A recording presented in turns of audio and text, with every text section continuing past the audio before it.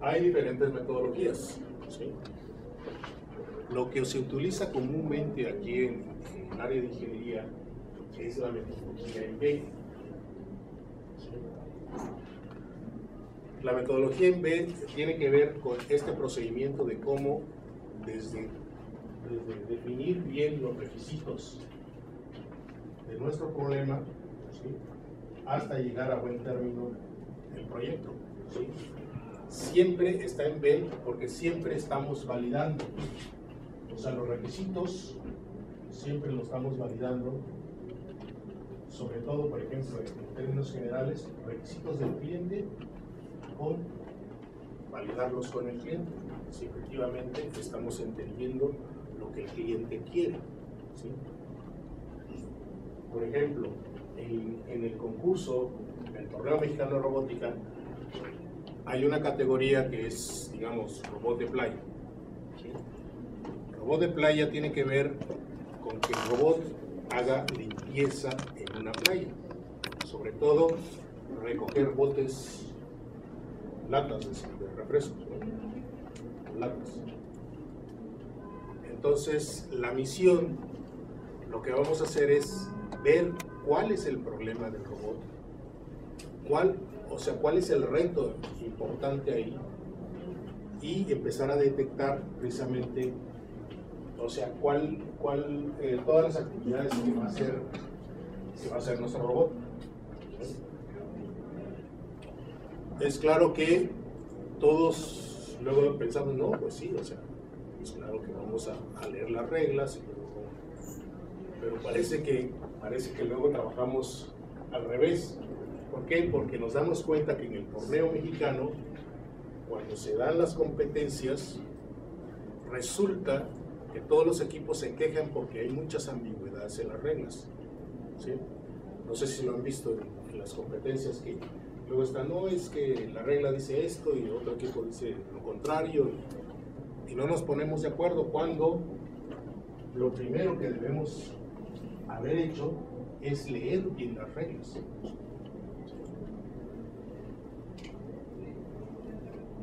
Y eso precisamente nos da pie para determinar bien cuáles son los requisitos importantes. Como les decía, el reto, por ejemplo, en esta categoría es la movilidad en la arena, ¿sí?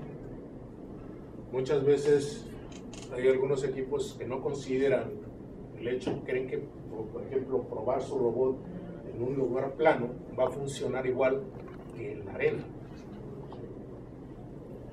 Y eso es un error muy grave, ¿no? Porque cuando lo ponen en la arena, con el peso del robot, se hunde, el robot empieza a patinar más rápido en la arena, ¿sí? Y si no tienen un sensor para determinar que el robot está atascado, la corriente del motor pues empieza a elevarse. ¿Por qué? Porque el motor quiere alcanzar la velocidad que ustedes le pusieron y no la puede porque hay una resistencia de la arena. Entonces empieza a subir y se queman los motores. Lo más común que vemos en esa categoría es que se queman los motores. Entonces, ese es el aprendizaje que uno debe de ver precisamente cuando analiza la misión o el trabajo que va a hacer el robot que va a hacer bien. ¿Cuál es el reto realmente importante, ¿sí?, que debemos de salvar? Es la movilidad. Ahí es la movilidad. Y bueno, y de ahí se desprende lo demás, ¿no? La visión, la navegación, la recolección, el depósito. Y vamos entendiendo cuáles son los requerimientos para generar precisamente el modelo mecánico. Es claro, por ejemplo, el modelo mecánico, ahí sugiere cómo vamos a utilizar o qué tipo de ruedas le vamos a poner para que se muevan bien sobre la arena. ¿Y qué elementos debemos de ponerlo? Ya cuando tenemos más o menos el modelo mecánico, pues debemos obtener el modelo cinemático del robot, ¿sí? O sea, qué velocidades puede alcanzar, cómo vamos a determinar la posición, cómo vamos a asegurar que podemos podemos generar el modelo que nos ubique el robot en un punto en el espacio. Es claro, de ahí el modelo dinámico nos dice cuáles son las fuerzas que debemos de provocar al robot para alcanzar precisamente ese punto, o esa velocidad. Y ahí es donde con esa descripción podemos entonces elegir, pues sí, el tipo de motor, elegir el tipo de driver para el motor, elegir todos estos componentes que nos sugieren que efectivamente con este modelo vamos a poder seleccionar estos elementos para cumplir con la misión. Pero bueno, todavía aquí no construimos el prototipo. Debemos de pasar por esa simulación para efectivamente corroborar que se va a mover como nosotros queremos. En los ambientes de simulación ya podemos poner estos parámetros. Podemos poner los parámetros, por ejemplo, de crear estas fricciones, como si estuviéramos en una arena, crear estos elementos de la movilidad, por ejemplo, para este tipo de robots. Sobre todo, por ejemplo, cuando tienen que pasar por una roca, o pasar por el mismo elemento que vamos a recoger, que es una lata, porque luego había algunos robots, por ejemplo, en algunas competencias, que la misma lata hacía que obstruía el robot o levantaba al robot, entonces ya se quedaba ahí en porción. Entonces, ¿cómo salvar esos problemas? Para eso necesitamos la simulación y luego entonces sí podemos generar el prototipo.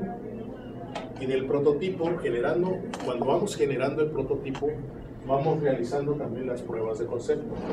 ¿Sí? Las pruebas de concepto tienen que ver, por ejemplo, si el reto es la movilidad del robot, entonces primero debemos de probar la movilidad. Primero tenemos el primer nivel donde colocamos los motores, colocamos las ruedas y vemos si funciona en la arena.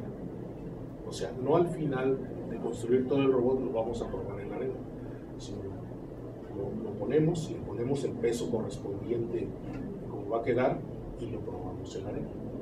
Y ahí vemos y hacemos levantamientos y hacemos anotaciones de cómo trabaja el robot para poder regresar y poder también validar que todo está funcionando bien.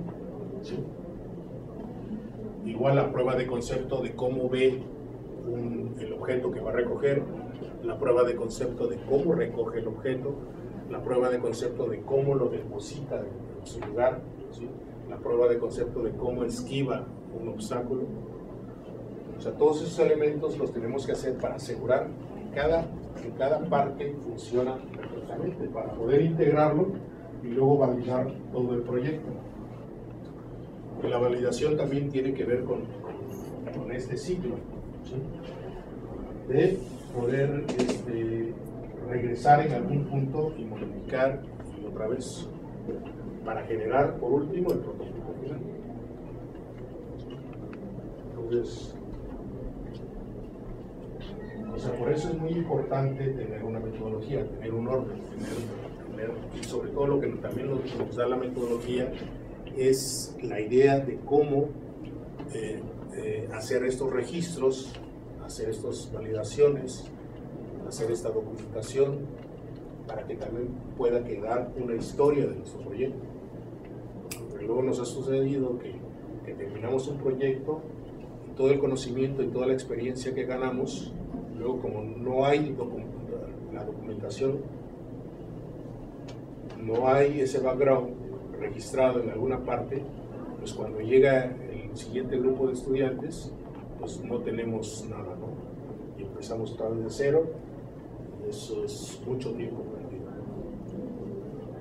Entonces, por eso hay que acostumbrarnos a anotar, hay que acostumbrarnos a hacer un reporte, hay que acostumbrarnos a anotar sobre todo esos detalles finos de por qué no jaló, por ejemplo, la conexión que hay que cuidar, desde conectar el cable, o sea, luego se muere el robot cuando está mal conectado algo, o se zafa, por ejemplo, la conexión USB que va a parar al driver del motor y se muere el motor, se muere el robot, o sea, no puede caminar. Entonces, desde detalles así muy simples, que por ejemplo, a alguien se le olvidó, en ese checklist, a alguien se le olvidó porque realmente no tenemos una hoja de checklist, a alguien se le olvidó cargar la batería, ¿no? Entonces, pones a tu robot, lo quieres encender, camina un paso y pum, se muere, ¿no? O sea, hay muchos detalles tan simples que también por el calor de la competencia se le olvida a uno, pero si no hay alguien que dice, a ver, revisaste baterías, si revisaste esto, conexiones, a ver, otra vez asegurar la mecánica, porque hasta eso, luego vemos robots que van funcionando y pum, se les sale la llanta, ¿no? Entonces, eso es delicado, ¿no? Pero sí, o sea, y todo eso se mantiene aquí en llevar realmente un orden, ¿no? Entonces, eso es muy importante.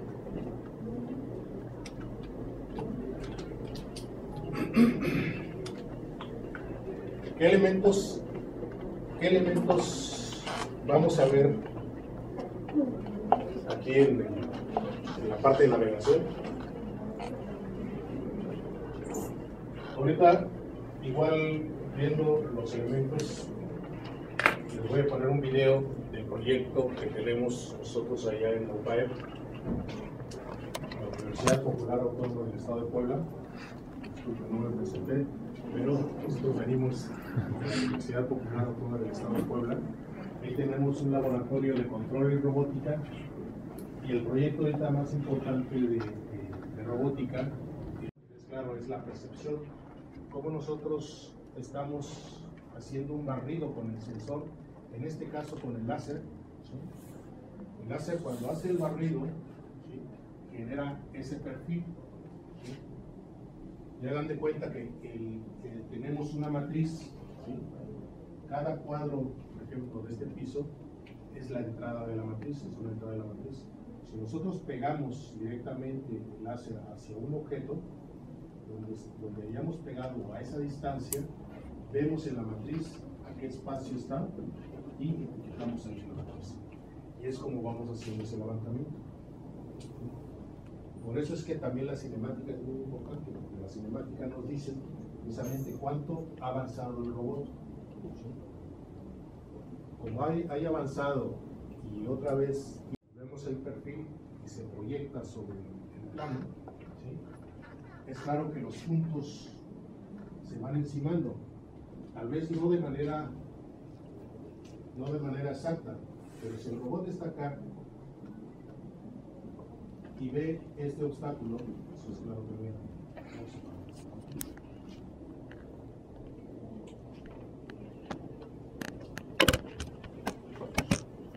Imprime estos puntos en el plano, que esta es la matriz, ¿sí? Aquí se encuentra la matriz.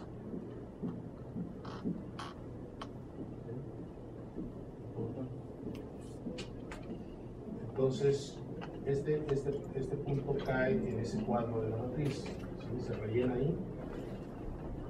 Y estos puntos, cuando el robot se mueve, es claro que va a impactar igual tal vez a los mismos puntos, no necesariamente. Pero entonces por eso es que se ve un poco grueso el perfil, porque al final hay muchos puntos que van a estar medio encimados, ¿sí?, que deberían ser los mismos, pero no necesariamente por el error natural que tiene el robot, ¿sí? O sea, el error de la odometría, el error de algunos parámetros físicos, como es el deslizamiento, el que se patinan luego las ruedas, claro, de manera imperceptible. Entonces ya se movió tantito, entonces el cálculo del desplazamiento no es exacto. Entonces cuando nosotros imprimimos el punto, pues no va a ser exactamente en el punto anterior, va a ser desplazado, ¿no?, según el error que tenemos. Claro que por eso también se utilizan diferentes filtros para corregir esos errores, ¿no?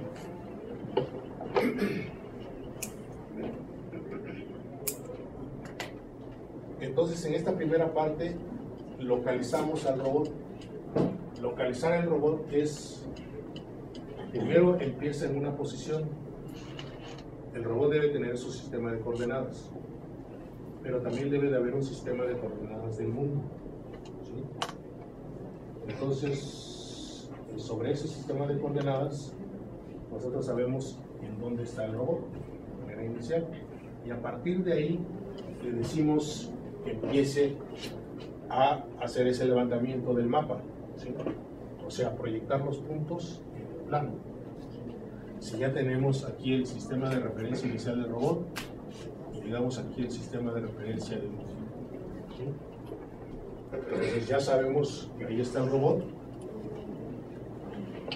Una localización que le llamamos relativa es cuando el robot considera solamente sus parámetros de volumetría. Por ejemplo, tiene sensores internos para medir el desplazamiento, como son los encoders. Los encoders nos dicen cuánto giró la llanta. Si tenemos el radio en la llanta, tenemos el desplazamiento de las llantas, más bien la distancia entre las llantas, pues podemos ubicar bien cuánto ha avanzado el robot. Entonces, con eso podemos hacer una localización relativa. La absoluta es la que utiliza, por ejemplo, con el láser. Tiene que ver con los sensores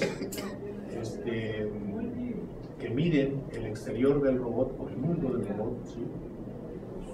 Y de ahí van localizándose. Por ejemplo, este perfil que genero, cuando yo me muevo, debo de ver el mismo perfil similar, entonces me voy ubicando. Por ejemplo, una marca, cuando estamos utilizando una cámara, veo un letrero que es A, esa es una marca. Si camino y veo el mismo letrero A, estoy en el mismo sitio, digamos, ¿no? Si veo un letrero B, estoy en otra zona. Entonces, esa es una localización absoluta. Y es claro que los dos llegan a utilizar también un mapa o están generando un mapa en ese momento. Aquí de manera, digamos, de manera concurrente se está generando un mapa y se está localizando al mismo tiempo. Dentro del mapa generando su mapa. Claro que en el primer procedimiento que hacemos nosotros, no sé si lo vieron, el robot aquí lo conducimos con un joystick. Cuando empezó, nosotros teníamos un joystick conduciendo al robot. Le dábamos caminar. Es claro que el robot está calculando internamente cuándo se desplazó, está generando su mapa, pero nosotros lo conducimos. ¿Por qué? Para ganar tiempo y no dejarlo de manera autónoma. Dejarlo de manera autónoma es crear otro nodo que precisamente llegue a un punto donde ya se encierra y busque una salida hacia, o sea, digamos que si esto fuera un pasillo y aquí ya se encerró, necesita buscar una nueva salida para allá. Pero eso puede costar mucho tiempo. Entonces, lo recomendable ahorita es utilizar un joystick para dirigir al robot como si a alguien le enseñáramos un edificio. Este es el baño, aquí tienes la sala de estar, aquí tienes un laboratorio, aquí tienes... a que él lo descubra por su cuenta, ¿no? O sea, que lo puede hacer, pero tal vez le lleve un poco más de tiempo. Entonces, de igual forma, con el joystick le vamos enseñando al robot. Le vamos enseñando que él mismo vaya descubriendo su mapa.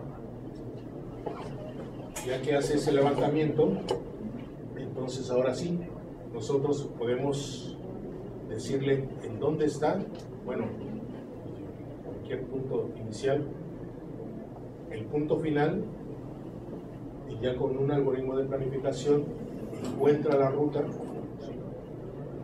Y ya que encontró la ruta, pues ya puede controlar ese movimiento. Y el movimiento aquí puede ser si tenemos una plataforma, digamos, direccional o no, o unidireccional. Eso se refiere si es no holonómico o holonómico.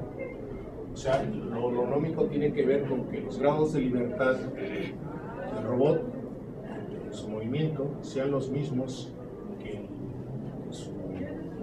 va a actuar.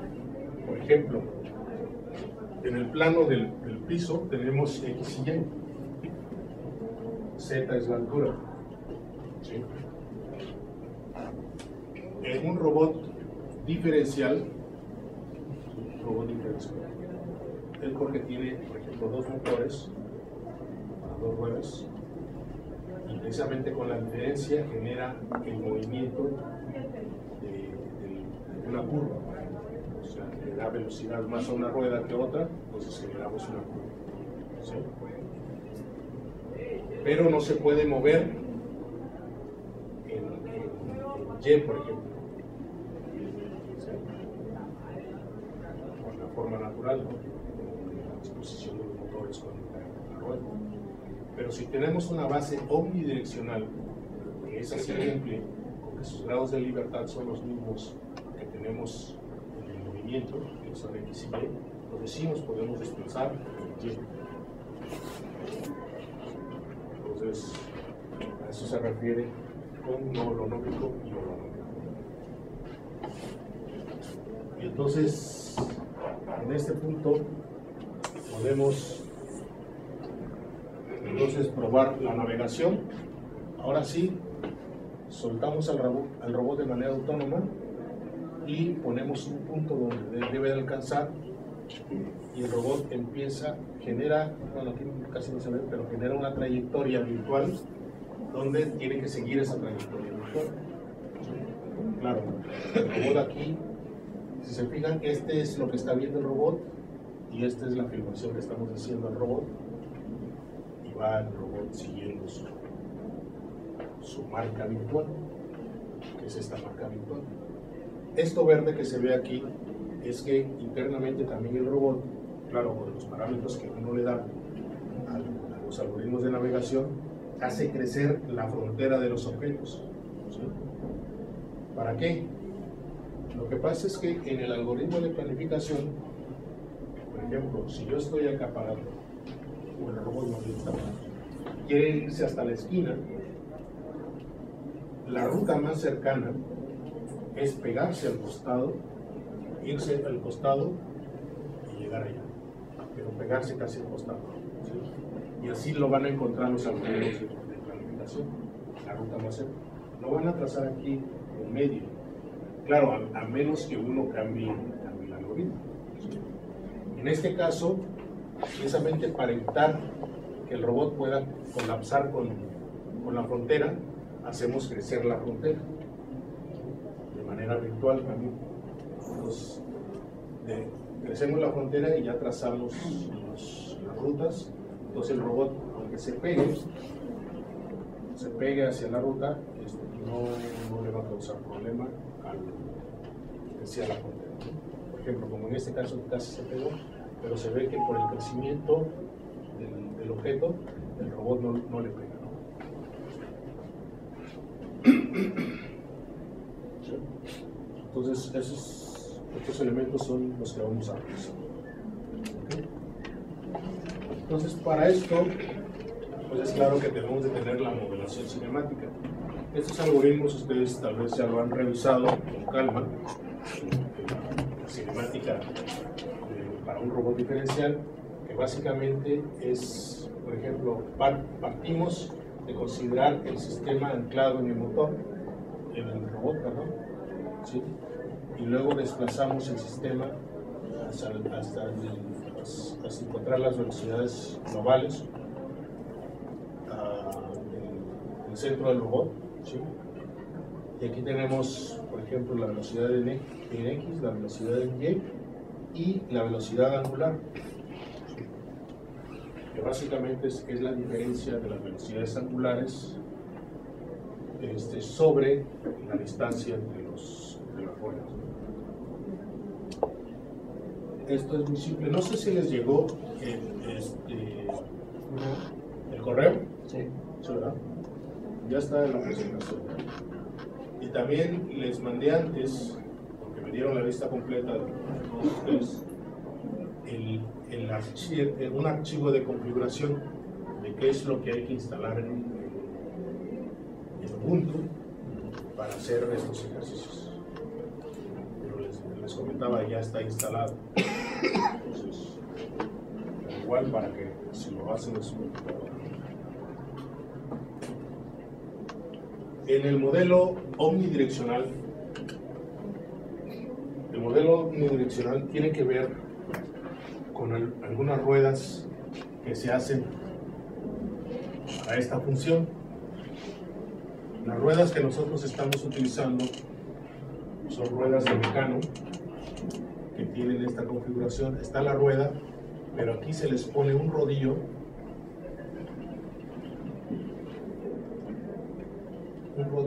que está a 45 grados. Es lo que tenemos acá. Esto está a 45 grados. Entonces, fíjense, entonces la velocidad por cada llanta, ¿sí?, va a ser el signo que es importante de la posición angular de la llanta, ¿sí?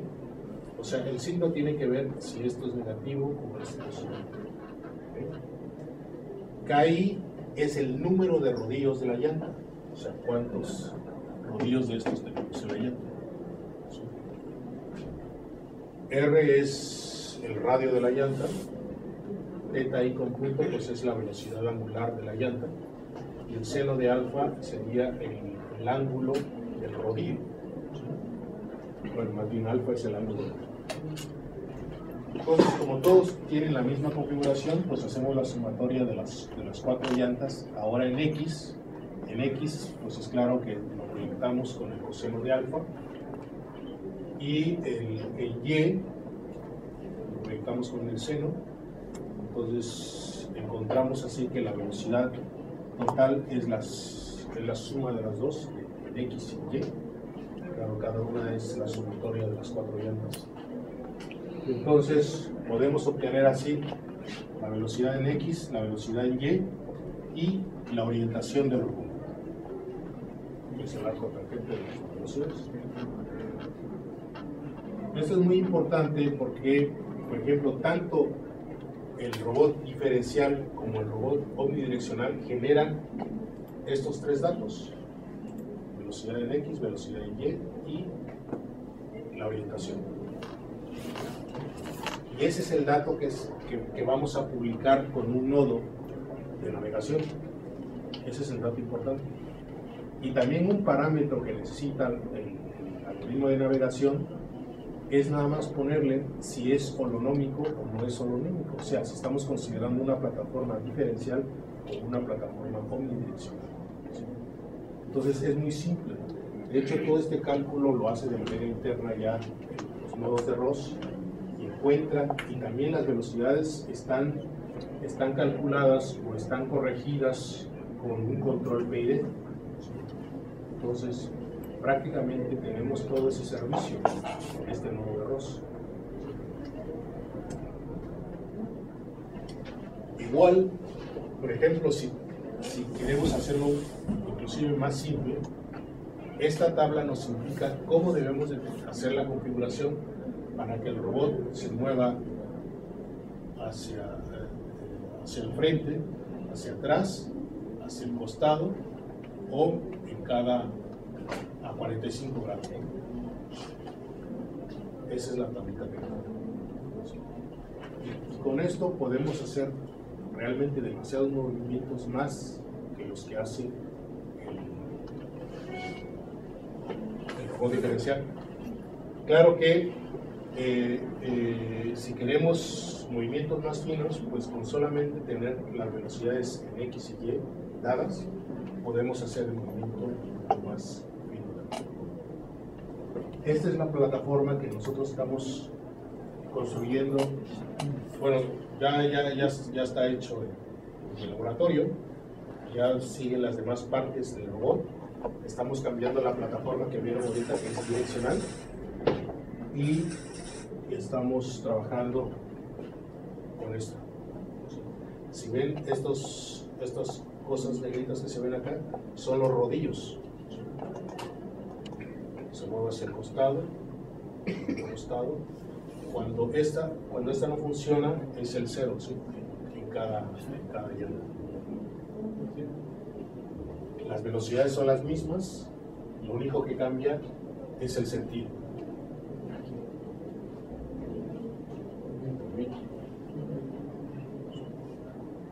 Entonces, en esa parte vamos. Ahora es claro, fíjense, aunque nosotros estamos trabajando con un robot de servicio para casa, prácticamente este tipo de plataformas no es recomendable para una casa, porque en la casa hay elementos que pueden obstruir el movimiento del robot. Claro, uno de los retos, por ejemplo, en esta categoría, es que el robot pueda levantar las cosas del suelo, puede levantar las cosas, pero es claro que se puede igual tropezar con un calcetín se enreda en la rueda y ya truena, ¿no? Entonces, todavía que se saque la bola y el calcetín está complicado. Pero esto lo estamos pensando precisamente para, por ejemplo, para los hospitales. Los hospitales ahí, la gran ventaja que tenemos es que son muy lisos para este tipo de plataformas. Y prácticamente, o sea, no hay estos elementos que puedan complicar el movimiento del robot. Claro, se pueden caer cosas que el robot también las puede ver y las puede levantar, pero no tanto como cosas muy pequeñas que puedan obstruir. ¿Por qué escogieron ese tipo de ruedas entonces y no una configuración, por ejemplo, que mueva una rueda y que la rueda vaya para adelante para atrás? Sí, de hecho tenemos otra plataforma que efectivamente considera ese sistema de colocar en la rueda primero el motor y, digamos, aquí considerar otro motor, o sea, que esté moviendo totalmente la rueda. Tenemos ese sistema, nada más que como estábamos proyectando que el robot de servicio pudiera transportar a una persona, ahorita vamos a ver en el video cómo transporta a la persona, entonces necesitamos motores muy grandes, bueno, digamos de mucho torque, entonces y esos motores pues son más costosos, por ejemplo, que este como tenemos igual un proyecto para un hospital, entonces por eso estamos utilizando esto, que también lo vamos a probar en estos concursos de la categoría Home, porque también tenemos más movilidad, ¿no? Y es claro, ahorita para evitarse también problemas en la categoría, pues todo es liso, ¿no? Todo liso y lo podemos utilizar, podemos probar. Claro, en escenarios más reales, pues sí, se puede complicar mucho. Pero, o sea, la idea es para que vean que también, o sea, cómo hay que elegir el tipo de plataforma, si es omnidireccional, diferencial, por la tarea del robot. Por ejemplo, en la industria o en las naves grandes, por ejemplo, en las armadoras de carros y todo eso, se utilizan mejor las ruedas omnidireccionales. ¿Sí? ¿Por qué? Porque ahí sí, como todo también es controlado, todas las zonas están bien delimitadas, entonces los desplazamientos se hacen muy ágiles utilizando este tipo, sobre todo para mover contenedores y todo eso.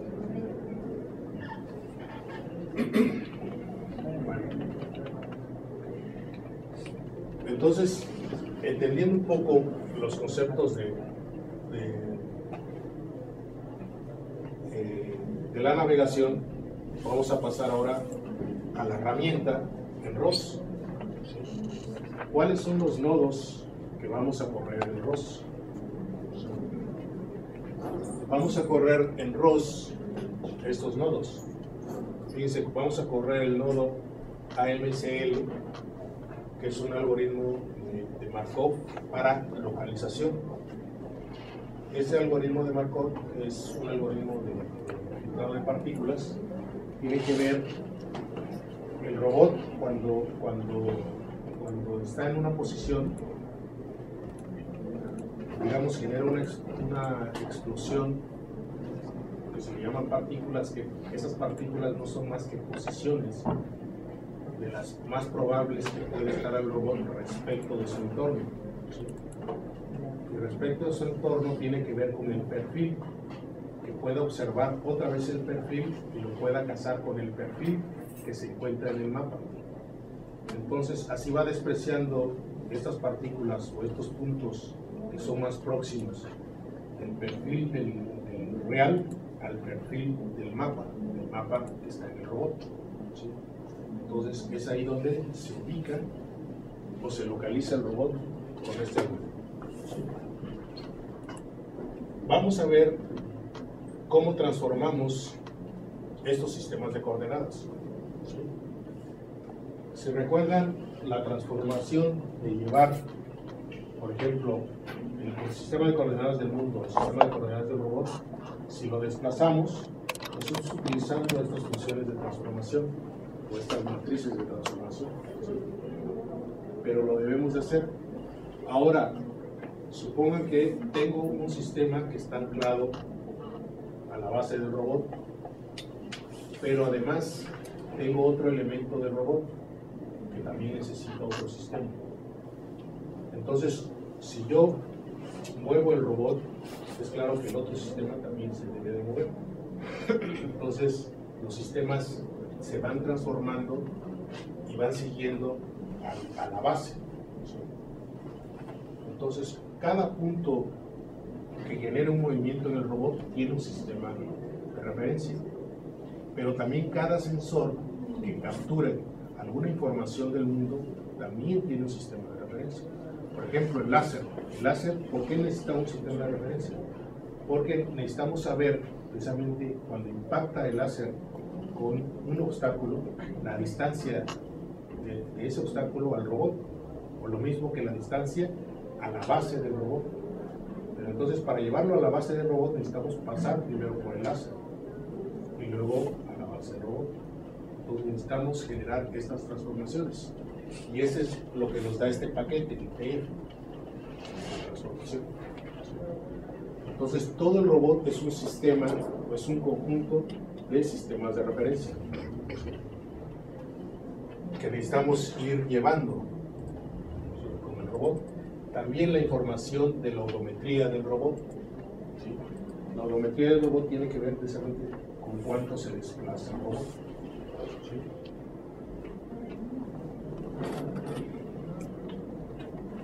De este lado tenemos un nodo que nos publica el mapa que ya está, digamos, que ya está en un archivo.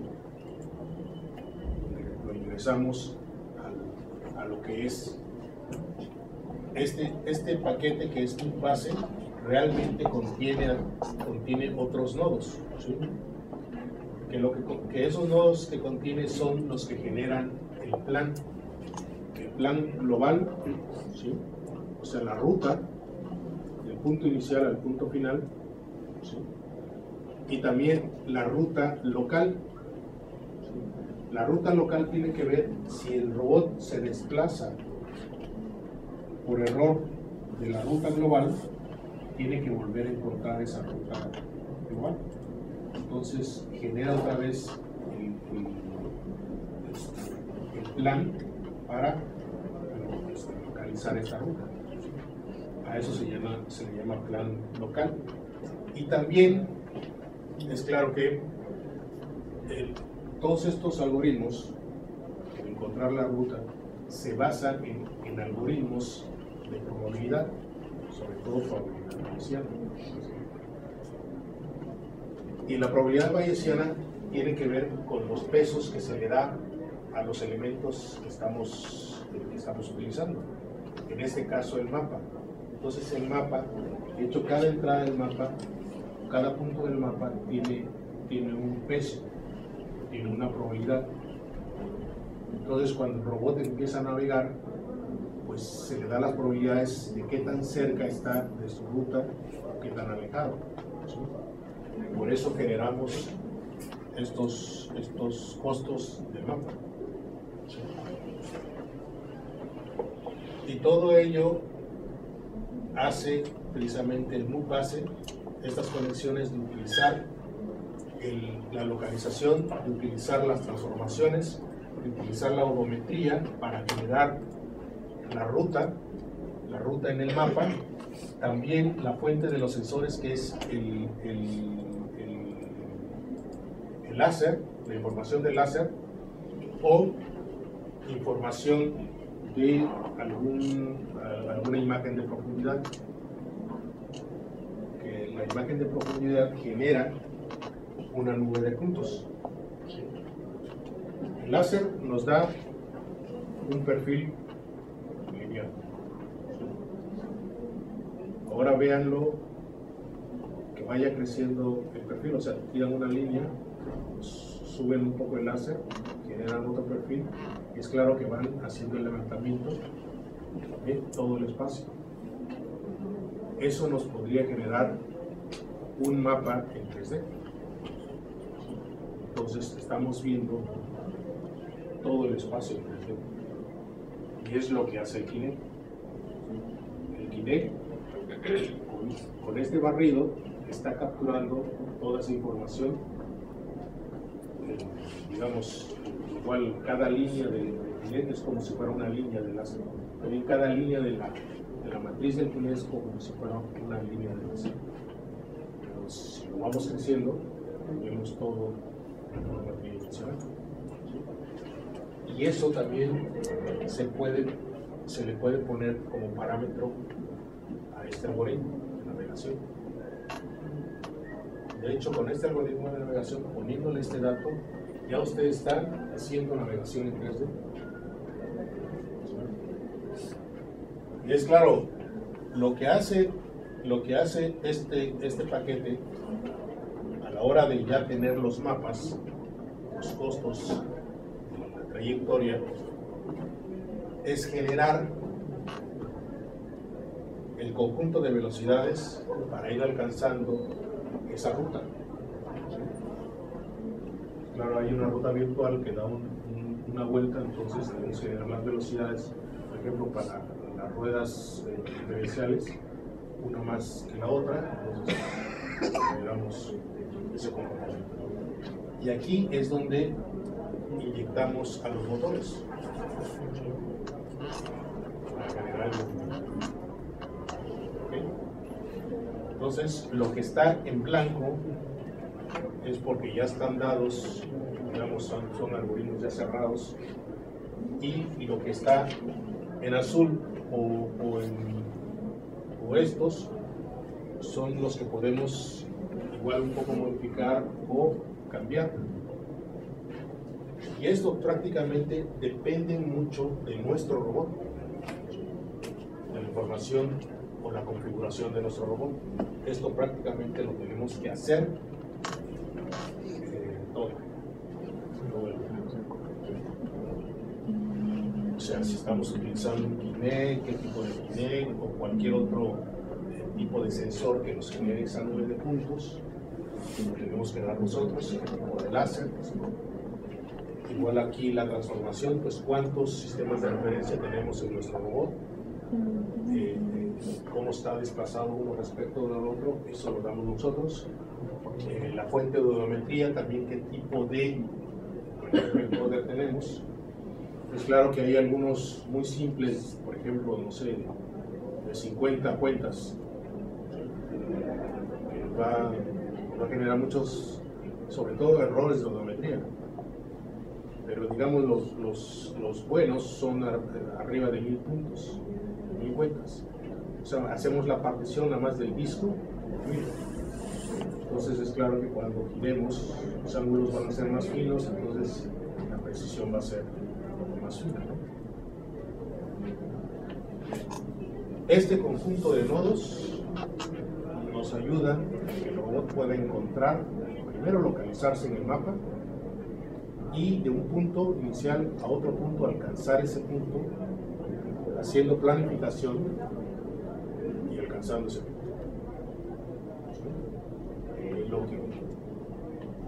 Lo que hacemos.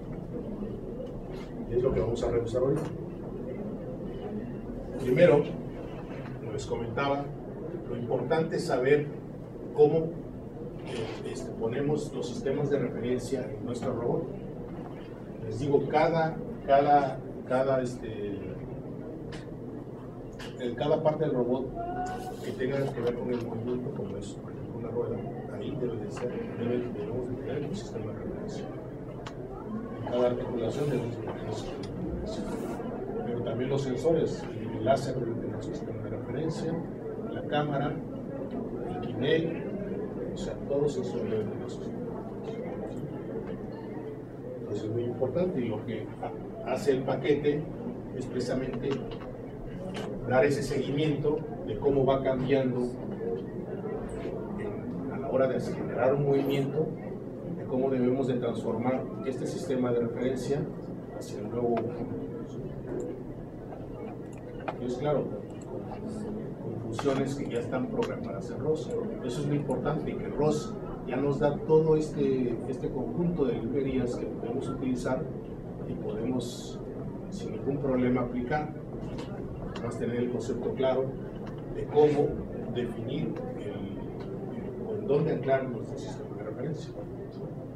Por ejemplo, que también lo van a ver en la cinemática de un brazo, se siguen ciertas reglas para poner los sistemas de referencia.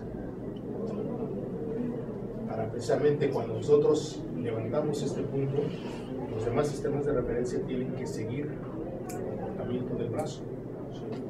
Entonces deben de estar enlazados de alguna forma para que el producto de las matrices de transformación sea lo más simple, para que los demás sistemas sigan la trayectoria. Es lo mismo con los sistemas de referencia.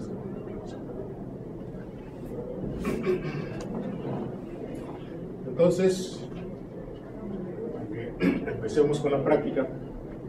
No se desesperen, que no están haciendo nada. Vamos a correr este ejemplo. Es el primer ejemplo que se corre de la tortuga. Pero esto, fíjense, aquí vemos precisamente cómo se declaran estas funciones de transformaciones, pero además también tiene una potencia importante. Por ejemplo, en una prueba de la Robocop at Home, el robot tiene que seguir a una persona. Es claro, muchos lo resuelven, ven con el láser en dónde está el perfil de la persona, ven el ángulo, y sí, acomodan al robot cuando se dirige, acomodan al robot cuando se dirige. Entonces el robot va haciendo como o sea, no es suave el movimiento. ¿Qué es lo que se hace aquí? Es claro, nosotros tenemos en esta tortuga, tenemos su sistema de referencia. O sea, este robot tiene su sistema de referencia respecto al sistema de referencia del mismo.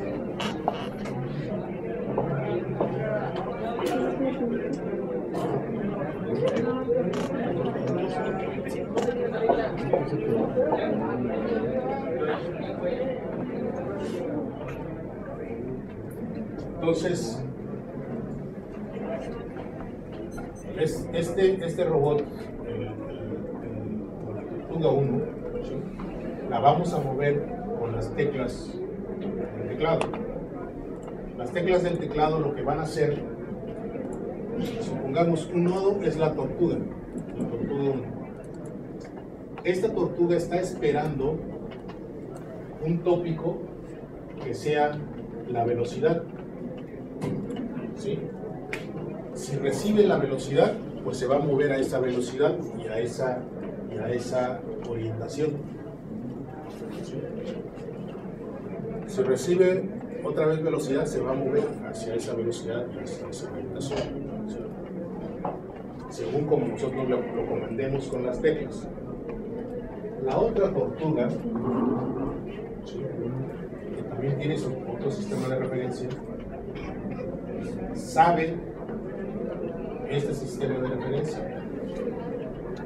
Si en principio lo hiciéramos con que estos dos fueran estas dos coordenadas, es claro que si yo muevo mi brazo para acá, este otro sistema lo sigue, ¿sí?, lo debe de seguir, ¿sí? Pero ahora, si este sistema de referencia sabe de dónde está este, pues se puede aproximar a él, ¿sí? O sea, si este sistema sabe dónde está este otro sistema, este se aproxima, porque lo sabe, ¿vale? Eso es lo que se hace en este ejemplo. Ahorita vamos a ver el código para entender precisamente en qué momento se está dando de alta el sistema de coordenadas, en qué momento se están publicando las transformaciones y cómo se calcula para que esta tortuga, que tiene el mismo comportamiento, estas velocidades estén dadas de manera automática respecto de este sistema. Entonces pueden lanzar su aplicación.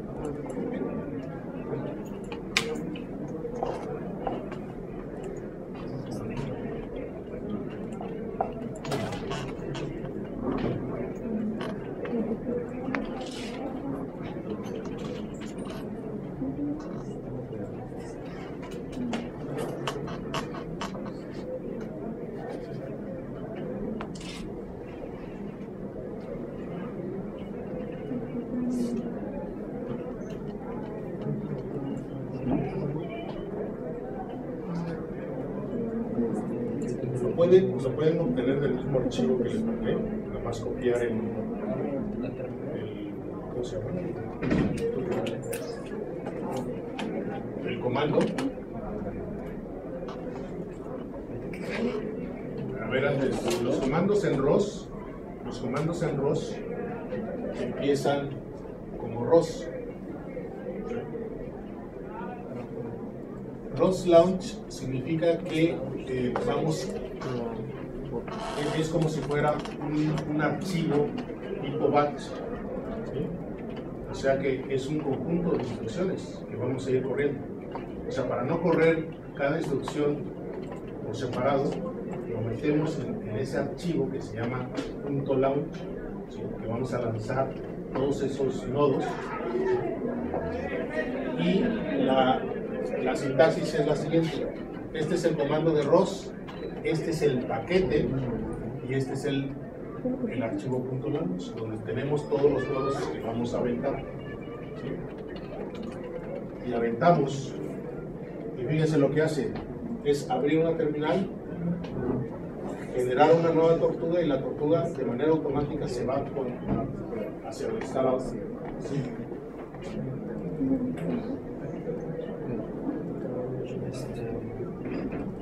Y lo que vamos a hacer es aventar ahora, cuando queremos correr un nodo, solamente un nodo, el comando es rosrun,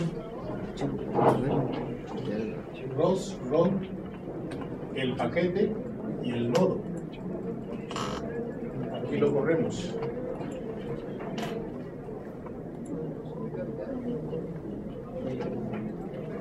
Corremos y fíjense, este nodo lo que espera son las teclas.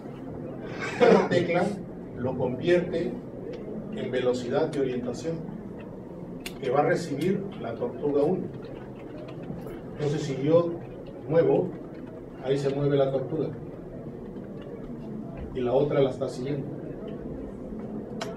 ¿Sí? Pero fíjense cómo ese movimiento también es muy suave.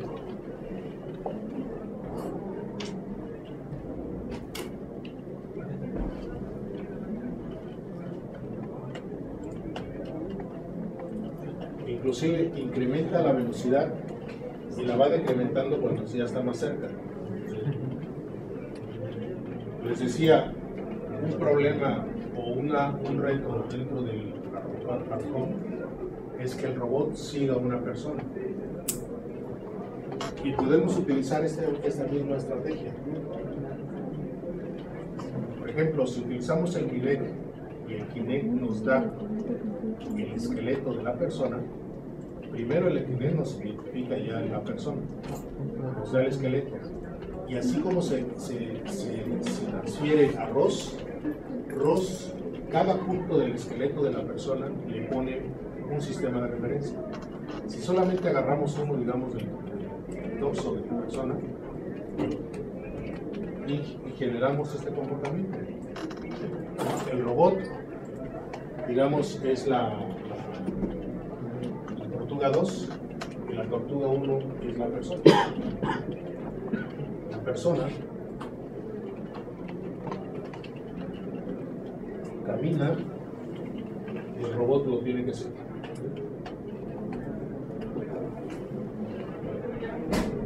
Es claro que en la categoría nos dice que se debe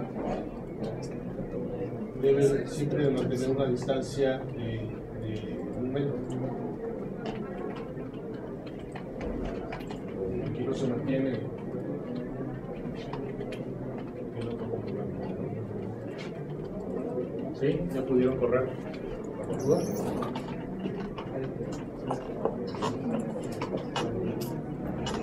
No, pero hay que aventar o sea, recuerden, cuando aventamos el primero nos aparecen las dos tortugas. Luego aventamos el León aquí, que es para mover las teclas.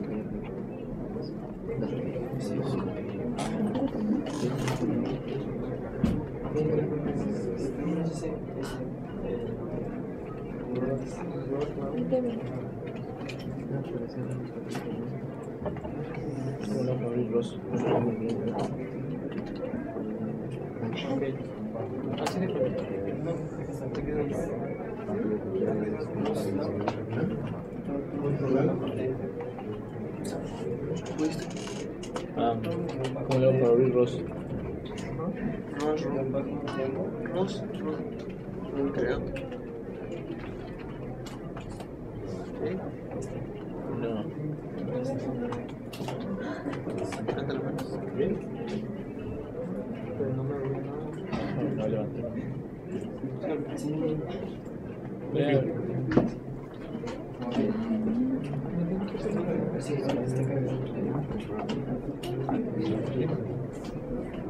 Que no encuentro la aplicación de Ross.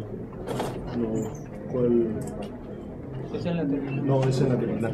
Ah, ok. Es que nunca me acuerdo. Sí, en la terminal. Ahí le pones que sale no, perdón. Primero el Ross Lounge. Sí. Ajá, pueden tomarla de ahí ¿Dónde es ese? Ross con sin el signo de sin el signo de pesos. Sí, si no, no va a correr. No,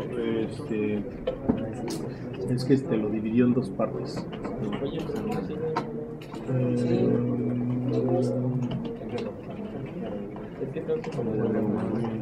No, te debe de seguir. Tienes que poner Ross descargado.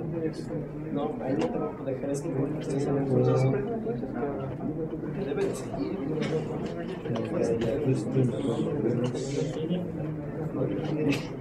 Y luego no me resulta. Pégale.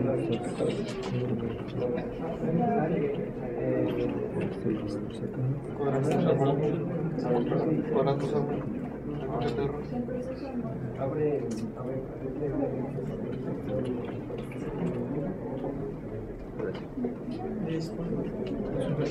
¿Cuál es el comando que necesito ejecutar? ¿Ross Launch? Sí, pero es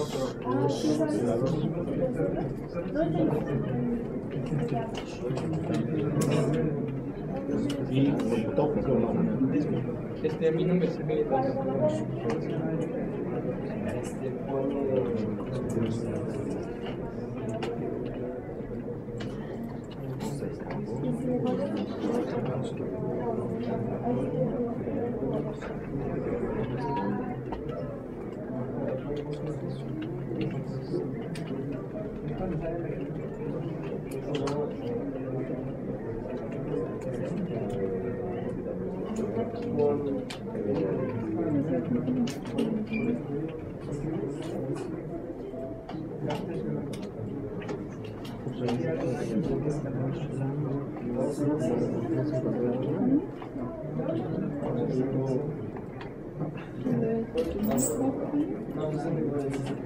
Yo creo que les faltó un paquete de instalar. ¿Cuál es el modelo? Ross Lounge.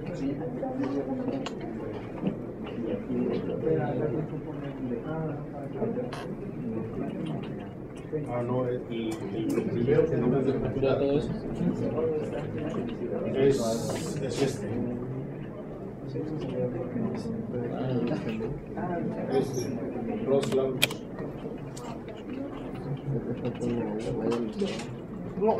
A ver, jóvenes. Fíjense, lo primero que se ejecuta es el Ross Lounge.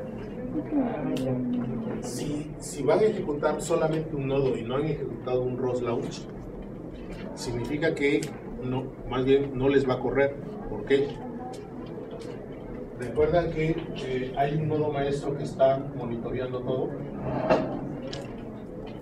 Primero necesitamos ejecutar, antes de todo, un ROS core para que ese nodo maestro se instale primero en el nivel del sistema operativo y pueda atender.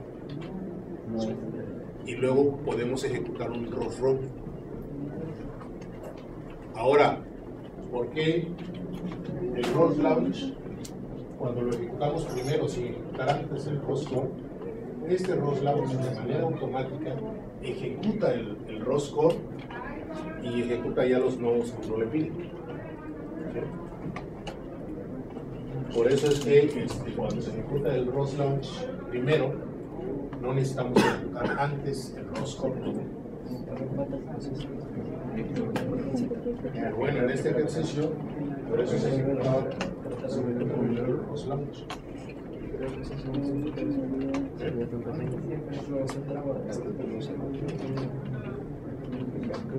Ahora,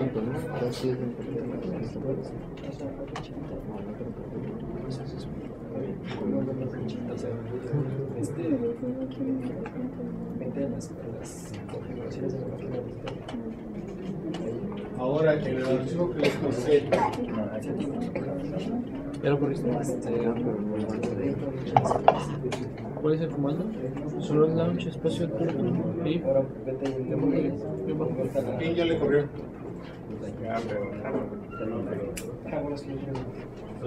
Sí. Aparte, No, no le pongas más.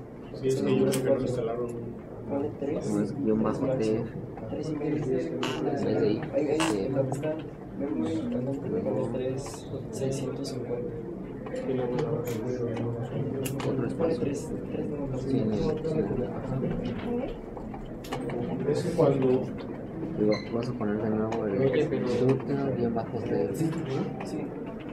El guión bajo de ¿Pegado? sí, Ajá. punto lounge.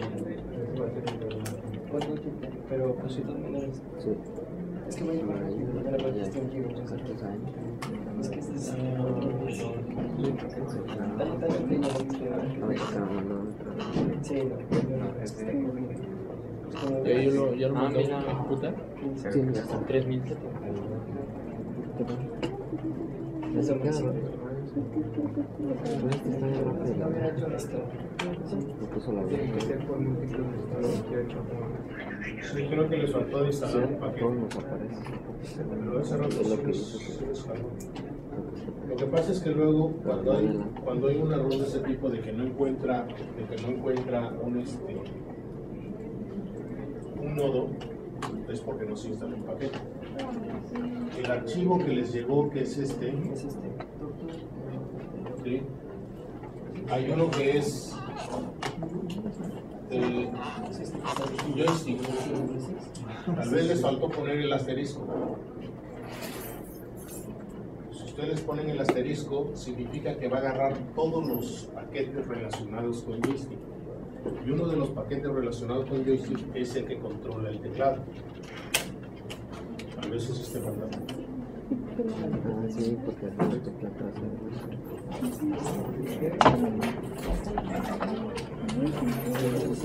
¿Pero a dónde se mete para configurar eso? ¿De poner el asterisco?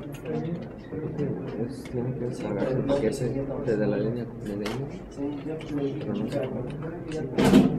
¿Y cómo se vuelve? Lo otro, tenemos que meterse con el código, pero hay que volver a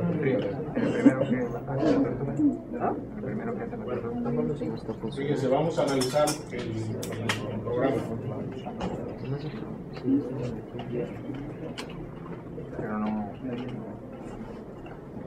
Vamos a analizar el programa, a ver si logran ver. Pero pueden abrir su presentación. Mejor abran la presentación. De atrás yo creo que no se ve.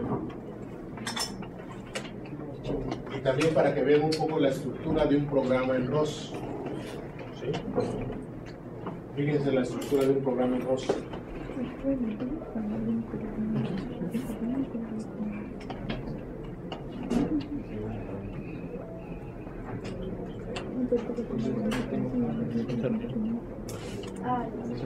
De igual forma, aunque estemos en cualquier otro lenguaje, se deben incluir las librerías en las cuales vamos a utilizar las funciones. La librería que nunca falta es ROS.h. Estas es claro que porque estamos haciendo transformaciones, ¿sí?, de sistemas de referencia. Y TurtleSync es porque vamos a utilizar las estructuras de datos de ese paquete. Aquí tenemos una función a la cual vamos a ver cómo llamamos esta función. Aquí tenemos nuestro programa principal, ¿sí? En la parte del programa principal inicializamos ROS, ¿sí? Capturamos los parámetros que vienen de la línea de comandos, y el parámetro que viene de la línea de comandos es el nombre de la tortuga, porque al final de cuentas este archivo lo vamos a lanzar 2 veces. ¿Por qué 2 veces? Porque tenemos 2 tortugas, ¿sí? Uno que publica el sistema de referencias, cómo se está moviendo el aspecto del mundo, y el otro de forma igual. Por eso lo vamos a lanzar 2 veces, y por eso necesitamos parámetros diferentes, ¿sí? Y lo capturamos en la línea de comandos. Tenemos el que maneja el nodo en sí, es todo el programa, y tenemos esta línea que vamos a suscribirnos a un tópico. O sea, este nodo va a estar esperando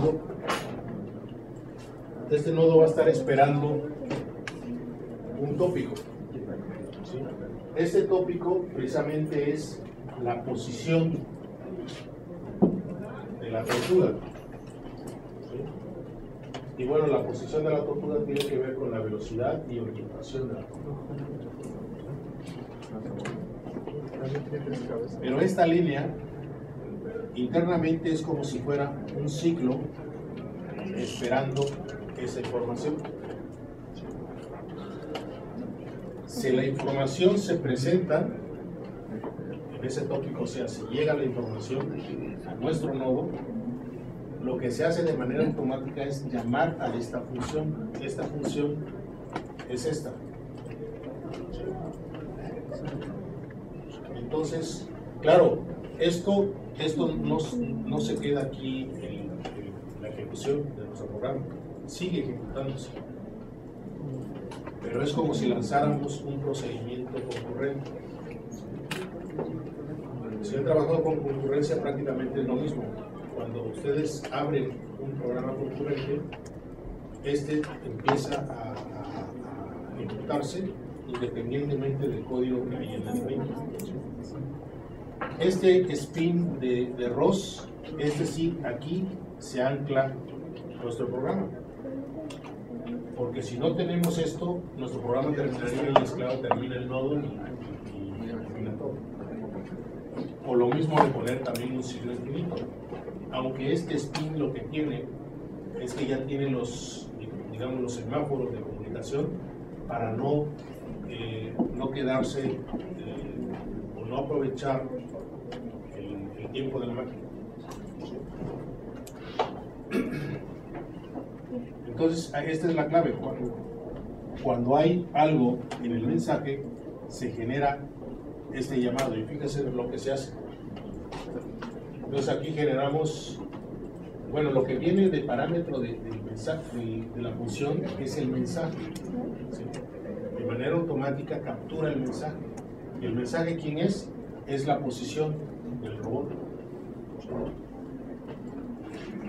Tenemos una variable tipo TF, ¿sí? que es una variable que nos va a servir para comunicar la transformación. Generamos otra variable tipo F, transform, ¿sí? donde vamos a generar desde el origen, o sea, cuál va a ser la nueva transformación que está sufriendo nuestro robot, ¿sí?